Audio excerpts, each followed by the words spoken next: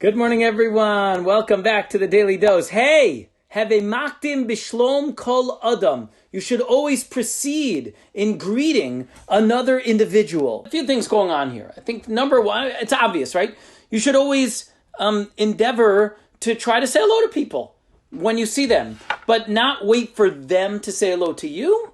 You should say hello first. Now, I think in the pandemic, walking around in masks, if we're being honest with ourselves, we know that it kind of provides a certain anonymity or a certain level of protection in the sense that, you could say, you saw someone, but you didn't really see them, or not. I'm not talking about myself, obviously, but we know that it exists, right? You're walking, you go, you don't see people that much. And then when you do see them, you're seeing them in a mask, whether it's the pharmacy, the store, whatever.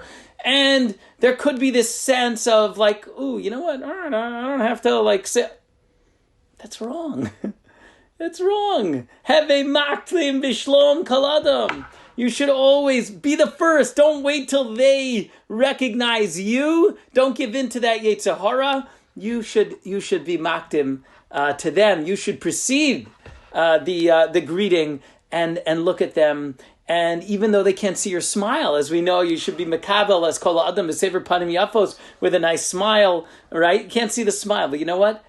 You could hear your voice, right? As much as some people, they talk in very muffled tones in the mask. No, you can speak in a regular full voice. You can say, "Hey, how are you? Wow, it's been so long. I haven't seen you in such a long time." I think it's a big challenge in specifically in these times. Without the mask, it's already a challenge, as the rabbis, are talking about and saying, we do have this feeling like, I'll just keep to myself. I'll just move on. Maybe they don't see me. Here, it makes it that much more pronounced. And I think that's why it's so much more important to make sure that even though our faces can't be seen, that our voices are heard. How are you? Nice to see you, and so on. And I think there's another level here also. Have a makdim, notice it says, have a makdim bishlom kol adam. You should be makdim for the well-being, the welfare of people, like have a mispal bishlom shel malchus. You should daven for the welfare of the government. You should always inquire as to the welfare of another person. They say that in Kutsk. This is something, I might have said it earlier. They say that, in Kutsk, right, it's all about truth. It's all about what's real and what's right. And anything that's not real, that's not totally authentic, was shunned. So they say in Kutsk, you didn't hear from people, "Hey, how you doing?" Maybe you got a hello. Hopefully, you got a hello, but you didn't go, "How you doing?" Why? Because half the time when we say how we're doing, what do we really do? We really expect the person, to say, "Well, this is going on or that's going on and things are difficult and so on." No, we're just sort of exchanging pleasantries. They're platitudes. They're not real.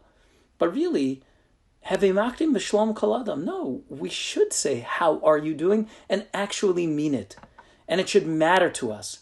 And we should care. Because, again, especially now, everyone's having a hard time.